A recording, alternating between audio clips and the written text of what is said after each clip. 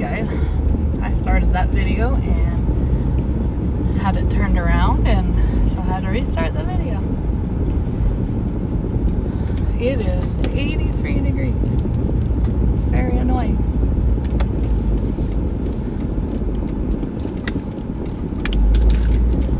I might be stopping by my house to get my watch because I left it there. As you can tell, it's really hot. This poor Zoe girl is warm.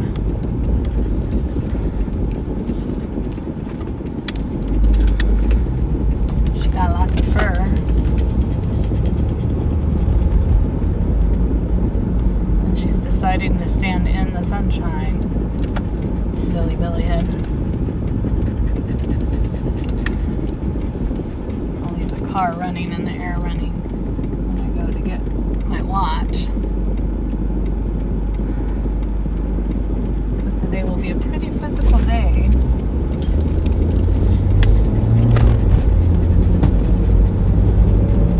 Up and downstairs and stuff.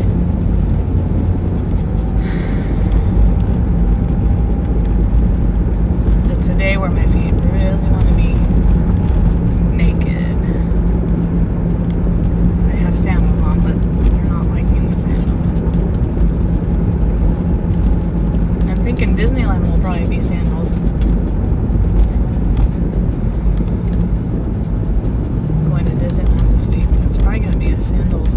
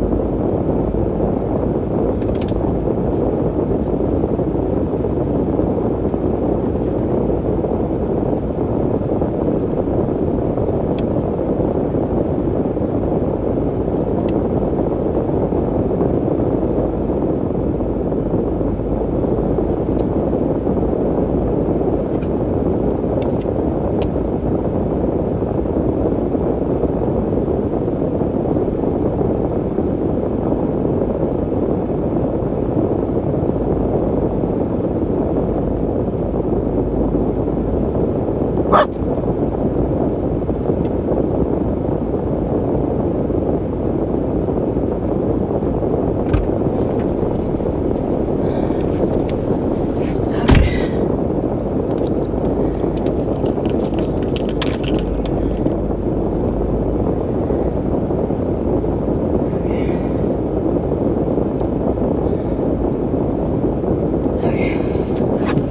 I am back.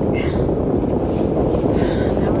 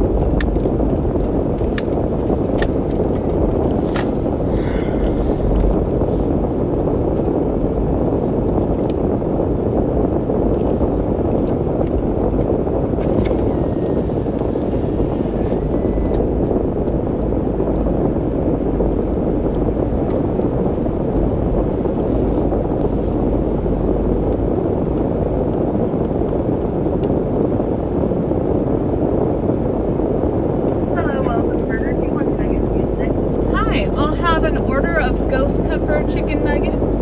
Okay. 2 orders of large fry. All right. And an order of 8-piece regular chicken nuggets. Okay. Anything else? That'll be it. All right. 10:15 out the window. Awesome, thanks.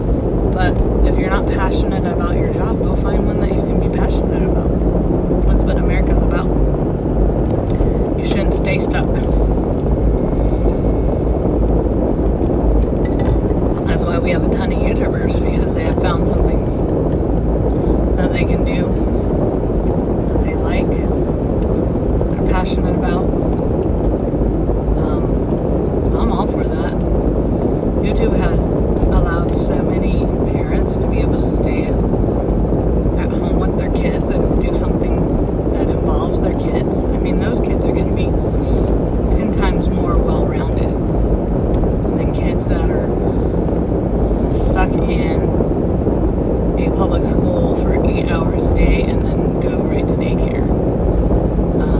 I'm not knocking that. If that's what you have to do, then that's what you have to do for your child.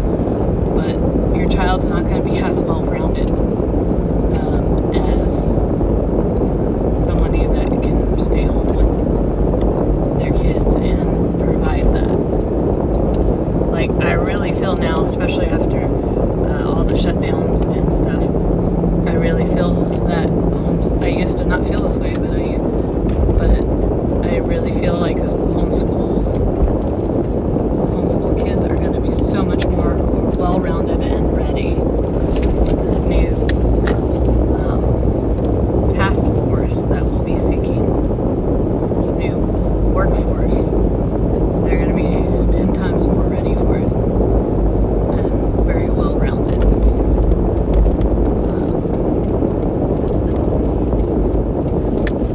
Some famous kids I can think of, and I have met them, are the Ballinger kids. They are so smart. They are so well-rounded, very sweet kids. And it's because their parents are able to take time with them and allow them to also develop skills that they're interested in. I really love this movement in homeschooling where the kids can just, it's not just about getting it done, you know, like especially for high schoolers, it's not just about getting school done and over with so you can move on to the next thing, you know, which would be college or whatnot. But this new thing in homeschool that's happened in the last decade where kids can just like, okay, I'm learning about dinosaurs, so I'm just going to read books about dinosaurs, I'm going to study dinosaurs, everything I can about dinosaurs, and the parents take them to a dinosaur museum and like the dinosaur place out in Colorado. Just, you know, that is going to create a more well-rounded child. And just with Skillshare and all that, oh my gosh. They're definitely more well-rounded than public school kids. Now, there are some public school kids that are doing the public school and the Skillshare stuff and all that, and they are pretty well-rounded, but it's few and far between. You can tell they're not thinking for themselves because they get right out of school and in a mob of them, they're all wearing their masks, and that is not free thinking. That is somebody told me I could probably get sick, so I need to continue wearing my mask because I've been wearing it for 8 hours a day. So out of hundreds of kids, I only saw 1 or 2 not wearing their mask the last time I saw them crowding out of school. They weren't even on school property. I can get being afraid of the school authorities, and you know, they have some power and leverage over you being on the school property. I know that if I was in that situation, just knowing my personality as a teenager, my mask would be off as soon as I was outside. But they're just getting fed they keep getting fed this information that they are prone to sickness, but half of them are vaccinated. High school wise, half of them are vaccinated, so you know it's not true. What are they gonna do? Like, if all the student bodies said we're not gonna wear these masks, what really can they do? Suspend every student? You know, there's not much they can do. And it's sad that they're more worried about that than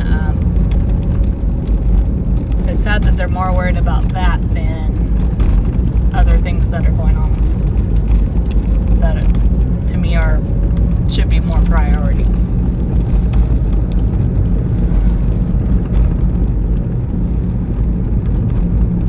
Anyways, I've said before in another video that if I had a kid right now, everything going on, they would definitely be homeschooled. I would try everything I could to have them be homeschooled. Or figure out how to get them into a private school. Because there are some pretty well-rounded private schools. I know of one that mixes, and before COVID they were doing this. They had stay-home days and at-school days. So, like work-at-home days and then work-at-school days. So, I've seen a private school advertise that offers coding at the school, which I think is really cool, because that's an important thing for kids to need to know. Lulu, or Zoe, why are you standing here? I can feel that this is a hot spot where you're standing. You are such a silly dog, and you're panting in my ear, and it's getting annoying. Missy. We're almost home, and then you can sort of cool off. Yeah? Go lay on the tile. That's what you would like to do, probably. Don't bark, please. Do not bark.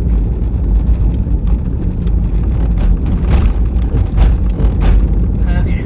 Good girl. You didn't bark. There was a doggy. Oh, now you're going to bark? You would bark in my ear. That was an afterthought, Missy. That we're way past the doggy. You are silly. It's because I told you not to bark. You're such a teenager. There's another dog. So be prepared for more barking. Ah, you fell.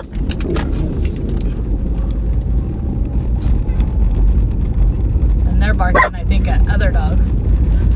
The barking fest. Lulu, I love that you don't care to bark for the most part. I don't think you guys have ever heard Lulu bark. She's a fairly quiet dog. She barks when she needs to. She was barking a lot this weekend because of the wind. She heard all the noises outside and thought we were threatened. Alright, we are almost to our destination. We're gonna park.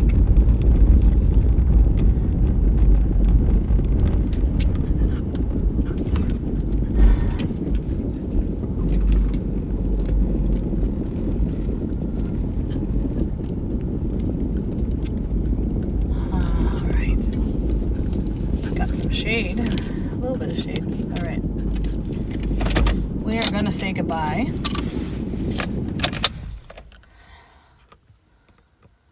Lulu, say goodbye. Can you say goodbye? Oh, you guys can just see your ears. Sorry. You're gonna say goodbye, Zoe. Say goodbye, Zoe.